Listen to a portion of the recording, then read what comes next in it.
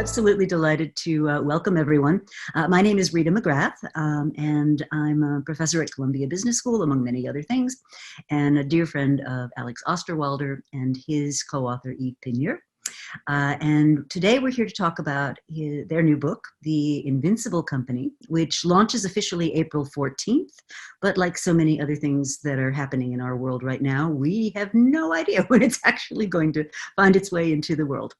A few housekeeping things. This webinar is being recorded, so just bear that in mind as you think about anything you might want to say. I'll be doing my best to keep up with the chat and with the Q&A. We'll preserve those, so if you have questions we can't get to during the webinar, we'll try to capture them after we close. There's the active chat room, and you can easily ask us questions, make comments. We're very flexible. The format for today is quite informal. We don't have formal presentation.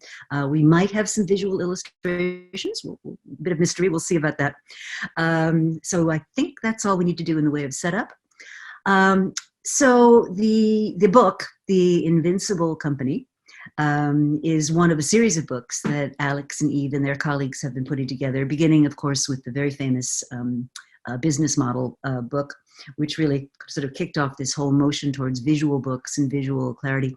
And I guess my first question for you, Alex and Yves, would be, when you embarked on that book, which was, as I understand, a crowdsourced product with lots of input from lots of different places, did you have any inkling that it might create such an impression? Oh, absolutely. We knew exactly. Of course not. So, I remember when Yves and I were sitting at the University of Lausanne having lunch, and we sketched out, we said, we're going to write down a number. What would success look like?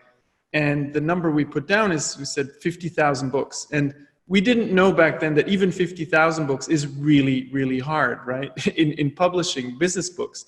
So that was kind of our hope. And then, what happened afterwards was obviously a big surprise. We knew our tools were good, but you can't imagine that something will spread that fast, right? Yeah, yeah. And but you now turned it into a series. Go ahead.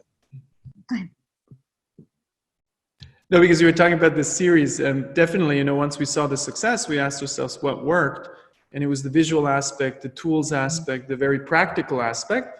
So we started writing more books, always based on the problems we would see in the field, right? So we would learn something is not working and we try to fix it. So even Yves often calls us the plumbers of business. When we see a problem, we try to fix it. And that's your wrench. That's fabulous. That's absolutely marvelous.